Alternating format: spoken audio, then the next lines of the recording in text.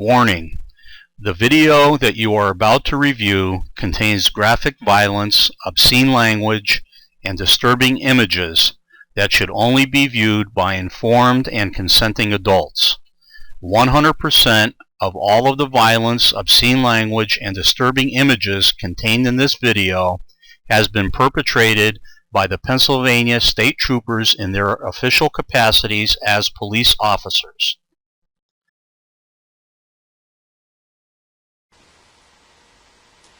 Hello, my name is Larry Holhall.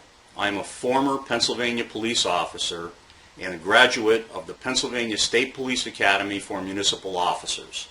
I am also the author of a nonfiction book about judicial corruption in Pennsylvania. Since I wrote my book, countless people have approached me from all over the United States requesting help with their corruption issues. This case stands out from all that I have reviewed to date. Not because of the claims made, not because of the outrageous actions of those in power, not because it is a subject that is near and dear to my heart. It stands out for two reasons. The first is the absolute proof of the crimes committed by the Pennsylvania State Police. Secondly, and as importantly, the complicity and cover-up by all involved, including the State Police Oversight Mechanism, which is known as the Bureau of Integrity and Professional Standards. It is my hope that this video will outrage you to the point of taking action. But for the grace of God, this could have been your child or family member that these horrific acts happened to. Please keep in the back of your mind as you watch this presentation that as of the date of this final production of this video, the state troopers you are about to see are still strapping on their guns and pinning on their badges to officially protect and serve. You had better hope you or one of your loved ones never crosses paths with any of these Pennsylvania's finest. Early on the evening of March 8, 2010, 31-year-old Robert Leone of Vestal, New York, finished up a session of stargazing at the Copernic Observatory, which is about a 10-minute ride from his home. He was feeling particularly happy that evening. His life was in order. He had just gotten his driver's license back after being suspended for a non-accident DUI charge. He had gone cold turkey on his drinking for over a year, and the medication his doctor prescribed for his bipolar condition offered him some relief. An early evening drive in the country while listening to his favorite music seemed to be just the right thing to top off his evening. This drive would change his life forever. With his car's T-top open and his heater turned up full blast, his odyssey began. He crossed the border into Pennsylvania, which on a rural road simply consists of a small marker on the side of the road. Driving through the small town of Towanda, Pennsylvania, he was approached from behind by a Pennsylvania State Police car with its lights flashing. There was plenty of room for the trooper to pass him on his left and simply go around, but for some reason the trooper did not. The trooper then sounded his patrol car's siren, but still did not pass. Not knowing what was going on, Bob Leone became startled and confused. His reaction was no different than the confusion of an elderly person not knowing what to do in this situation. His bipolar condition added to his uncertainty. The thought that maybe he should pull over never entered his mind. In his mind, he had done nothing wrong. He wasn't speeding, he didn't go through any red lights or stop signs, and he simply became bewildered by the fact that the trooper would not pass him and go to whatever emergency he was obviously being directed to. Mr. Leone deducted when the trooper finally decided to pass him, he simply would, and that would be the end of it. Mr. Leone lit another cigarette and turned up his music so he could hear it over the siren. Mr. Leone continued driving towards his home at the blazing breakneck speed of 5 to 10 miles an hour under the posted speed limit. He noticed in his mirror that a second, third, fourth, and fifth police car was now apparently responding to the same emergency as the first trooper who still had not passed him. You and I know for a fact that if there was any question in our minds as to what the state troopers were up to, we would have simply pulled over long before now. I've been told that persons with bipolar conditions don't always think the way non-bipolar people do. They often rationalize their actions incorrectly. Mr. Leone knew he hadn't done anything wrong, so he was simply going to drive home and listen to his music. Other than not pulling over, Mr. Leone did not break a single traffic law. He did not speed, he did not attempt to elude, he didn't pass through any red lights or stop signs. This was simply a low-speed chase, which at least one of the troopers involved became bored and distracted, as evidenced by his onboard video. The dash cam video you are about to view has been edited for this presentation, but is available in its entirety. Instead of a trooper pulling a car in front of Mr. Leone and stopping him, a much more radical method was deployed. Stop sticks and ramming was the method of choice.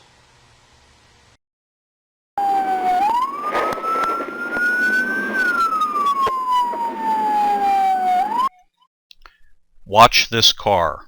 It is later confirmed by the sworn statements of two of the troopers that this car was parked in such a fashion as to totally block the driver's door of Mr. Leone's car. It was blocked in such a fashion that the state trooper himself had to climb out his own window in order to exit the vehicle.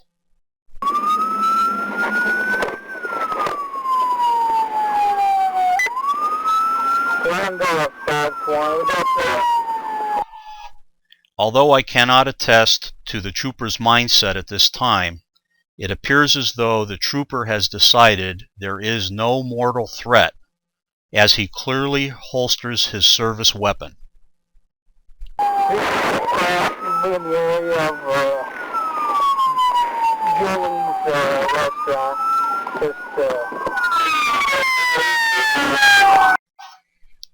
By the trooper's own sworn statements, this trooper orders Mr. Leone to exit his vehicle 3 or 4 times.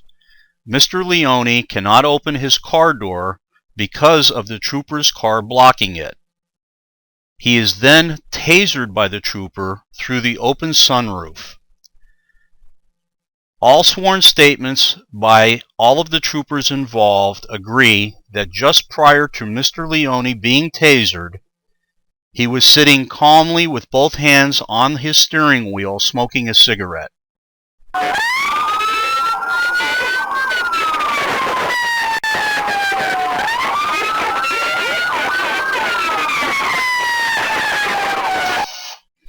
As Mr. Leone is removed through the passenger door, watch how Corporal Stipak positions himself on the roof of the car.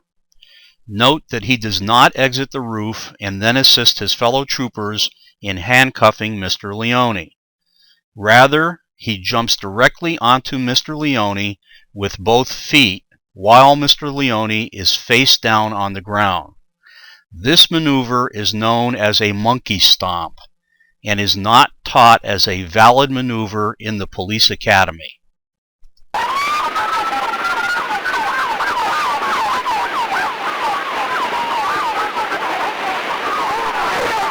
We can't see a lot of what is going on behind Mr. Leone's passenger door, but sworn testimony from the troopers involved all state that Mr. Leone is face down with his hands under him. If you look closely under the car door, it will appear that from time to time you can see Mr. Leone's body bounce as he is being struck, kicked, and tasered. At no time is Mr. Leone seen striking or attempting to strike any of the officers. Mr. Leone still has taser probes in him, and the troopers testify he is being shocked multiple times while he is being beaten and kicked, or in their words, subdued. The troopers claim Mr. Leone is fighting so viciously at this point that later on they charge him with 3 felony counts of aggravated assault on a police officer. I have watched this segment dozens of times, and as hard as I look, I just don't see it.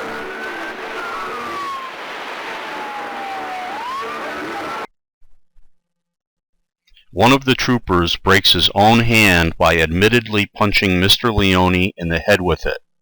Striking or punching a suspect in the head with a closed fist is not taught in the police academy and is a maneuver that is specifically addressed as not authorized.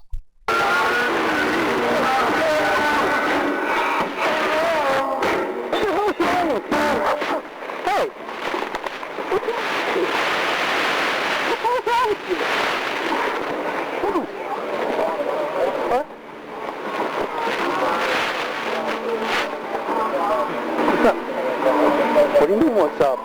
What's up with you, dude? Why do you stop? What? Why do you stop? I'm driving. How do you sit up? Wait, sit up. All right. Sit up.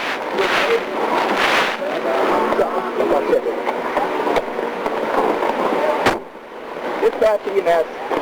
All right. What the fuck's your problem? Huh? Nothing. What's your name? Rob. Rob what? Where you from? That's New York. Yeah. I'm trying to drink tonight. You want to hold up? Hello? What do you have to drink tonight? Hello, yes. As a former police officer, my experience has taught me that when people lie to cover up wrongdoing, they often lie about the unimportant issues with as much conviction as the important ones. In other words, they embellish the small issues to make the big issues look more believable. Here is an excerpt from the official internal investigation of this matter. The signed sworn affidavit accompanying this statement reads as follows. I, Trooper Andrew J. Burian, verify that I was given the opportunity to review the above information and that I was allowed to make any corrections or clarifications. By placing my signature in the space provided below, I verify that the above summation accurately reflects my observations of the events regarding this incident. His statement reads as follows. The suspect was still uncooperative and wouldn't walk to the car. Something so simple, but it is a lie. As you will see, Mr. Leone did cooperate and voluntarily walked to the car.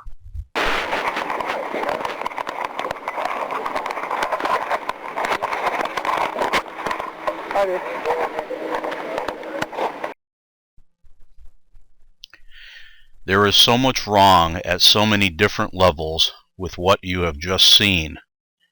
Unfortunately, things are about to get worse for Mr. Leone. Although we cannot see what is about to happen in the back of this state police car, we can clearly hear what is said and done as the audio track of this dash cam recorded it all. Additionally, nowhere in this video is Mr. Leone advised of his constitutional rights. In the next sequence, he is clearly questioned and beaten while handcuffed and hogtied by the state trooper. If Mr. Leone had just committed a horrendous crime before he was stopped and answered the trooper's questions as he was directed to do by the trooper, none of his admissions would have been allowed in court. In other words, when questioned by the trooper, if Mr. Leone stated he had just murdered 5 people, his admission could not be used because basic, mandatory police procedure was not followed.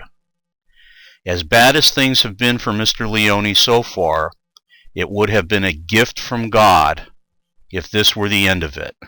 Once again, things are about to get much worse for Mr. Leone. Much, much worse.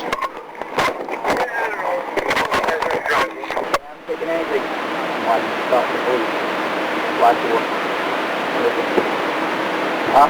What's the problem? I'm driving. Yeah.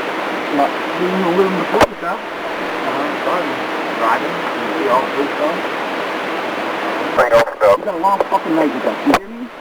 Copy. I'm in West Georgia right now. Huh?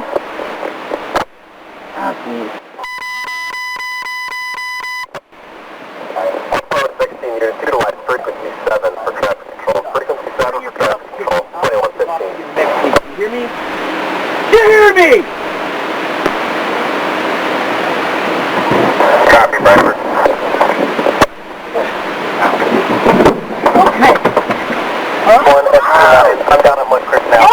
It's a fucking hobble. It's a hobble.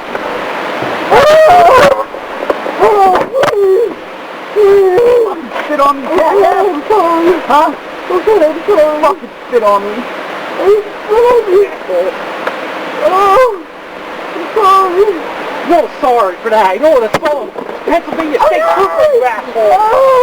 You fucking brave man, huh? Fucking spit on me, jackass. Okay. Asshole. What the fuck is your fucking sorry, you asshole?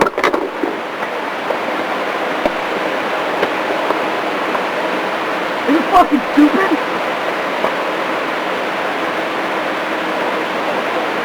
Hold on. Give me a second. Hold on. Give me a cup. Hold on. Come on, I got a hot tie. Hold on.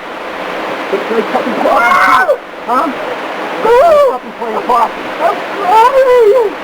Fucking sit there. Oh, you're getting hot. He's dying. Sit up, you motherfucker. Now get in that car. Get out. Okay. Get on the other side. Get in the car. Get in the car. I'm trying.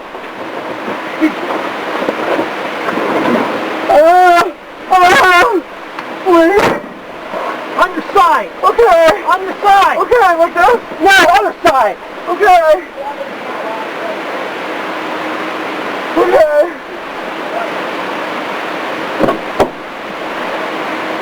Roll on your side.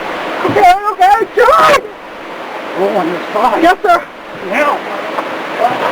Okay. Now, douchebag, I'm going to ask you a fucking question. You'll be answering yes, sir, or no, sir. Do you hear me? Yes, sir. Okay, what the fuck is your problem tonight? I was just having a tough night, sir. Yeah, you know what? You're going to have a hell of a lot tough night after you spit in my fucking face, jackass. Who do you think you're messing with? It's the Pennsylvania State Police. You're fucking chump. Fucking pull over means be pulled the fuck over. Okay, you're going to jail. You're going to be somebody's fucking butt popping fire. You hear me? Yeah. Fucking idiot.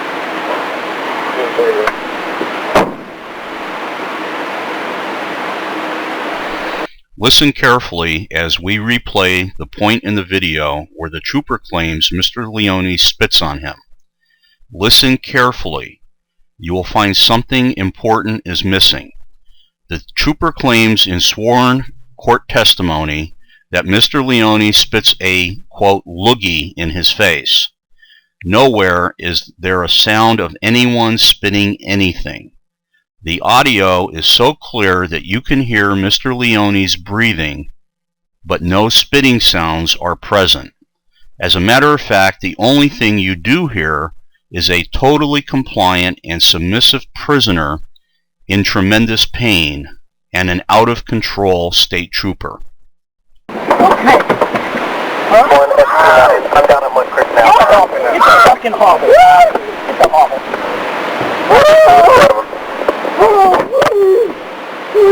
Fucking spit on me, jackass. I'm sorry. Huh? Okay, I'm sorry. Fucking spit on me.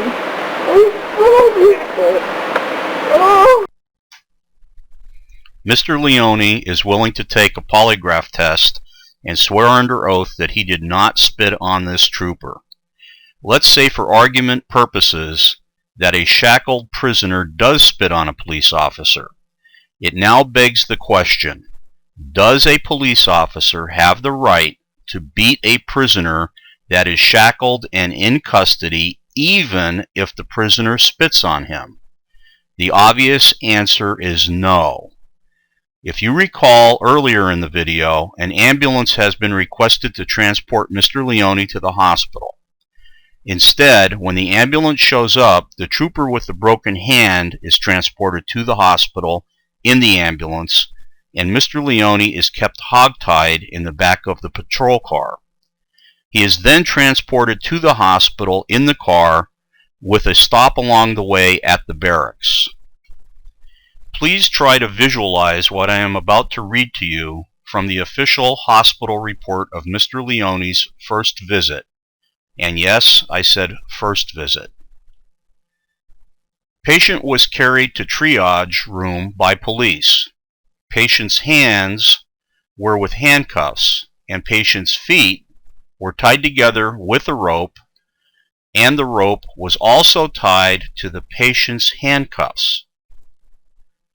It goes on. Patient is awake and cooperative with an effect that is calm. As you can see from the hospital report, Mr. Leone is both cooperative and submissive with the emergency personnel. At one point, when the troopers are outside the examination room, he quietly tries to tell a nurse that the police have been beating him, and he begs her for help. One of the troopers overhears Mr. Leone's plea. All of the hospital personnel are ordered out of the exam room by the trooper, and a second beating and tasering episode is commenced. Mr. Leone is silenced. Video evidence of this second beating may be available through hospital video, which is still being explored. Naturally, the trooper's version of this incident is totally different. Sworn court testimony verifies that Mr. Leone was tasered multiple times during this altercation, but the official computer taser report was not provided to Mr. Leone's defense, even though it was requested. In the overall scheme of things, this beating is a very important event, and I will reference it a little later on. This beating and the events leading up to it were witnessed by the nurse who was attending to Mr. Leone. It was explained to me that she was not brought into the trial to testify on Mr. Leone's behalf due to her extreme fear for her own personal safety. It was not Mr. Leone that she was afraid of. Mr. Leone was treated and released from the hospital and placed back into the custody of the troopers. Unfortunately, Mr. Leone left the hospital in worse shape than he had arrived in.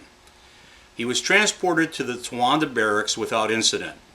While at the barracks, Mr. Leone was processed and his official charges were typed up. In the troopers' trial testimony, they made it clear that he is calm and cooperative during this process. Some very strange and questionable things happen over the next few hours that will end up with Mr. Leone being transported back to the hospital. This time, he will be unconscious. While at the State Police Barracks, the troopers attempted to arraign Mr. Leone via internet video link with the on-call duty magistrate. Mr. Leone is warned ahead of time that he should not look into the camera and that he is not to say anything other than answer the judge's questions. Mr. Leone jumps at the chance to beg the judge for help once the video link is established. According to Mr. Leone, the troopers disconnected the video link and claimed it was a malfunction. This disconnect can be verified by the on-call duty magistrate. According to Mr. Leone, he is once again beaten and tasered. Things start to get real fuzzy from this point forward. They claim while Mr. Leone was being walked to the waiting patrol car in order to be transported to the prison, he tried to escape. The troopers claim that Mr. Leone fought so viciously and violently, using only his feet, which were shackled at the time, that they had no choice but to mace him and repeatedly beat him into submission with their batons. Please take a look at the hospital diagram of Mr. Leone's injuries. All of the injuries noted on the assessment diagram are on Mr. Leone's back. Mr. Leone's vital signs are very alarming. His pulse rate is now 132. Respirations are 28 per minute, and his blood pressure is a staggering 174/109. The triage report states, patient unable to explain events prior to his arrival to the ED. There are many conflicting statements made on this emergency department report, which will be discussed at a later date. One of the most concerning is an entry made at 6:10 a.m. The attending nurse states, "Patient is shaking and disoriented to time and events." It appears on the report that 26 minutes later, Mr. Leone is discharged from the hospital back into the custody of the troopers. According to this report, no blood was drawn, no urine was gathered, and no x-rays or CAT scans were performed. After being discharged from the hospital, Mr. Leone was transported by troopers to the Bradford County Correctional Facility. Officials at the prison were horrified by the condition of Mr. Leone when he arrived. The following image is graphic, so please prepare yourself for what you are about to see. This is an official mugshot taken by the prison of Mr. Leone that, to my knowledge, has not been altered in any way. Note that the prison used a vest of some sort to cover Mr. Leone's blood-covered clothing. I have seen prisoners of war that have been treated better. The officials were so alarmed that the on-call physician for the prison was called in to do a complete physical exam and documentation of Mr. Leone's injuries, lest they be blamed for any of his injuries going forward. Mr. Leone had high-quality private health insurance when he was incarcerated. He begged the prison officials to allow him to obtain medical care at no charge to the prison or the county for severe headaches and dizziness that persist to this day. His requests were denied. At some point after Mr. Leone was incarcerated, he thinks he was arraigned. Regardless, it was well in excess of Pennsylvania's 6-hour preliminary arraignment rule. Believe it or not, this story so far spans less than 24 hours. Mr. Leone's nightmare was just beginning. Mr. Leone's bail was set at $250,000, even though he was not a flight risk. He languished in prison for 6 months before his trial was conducted.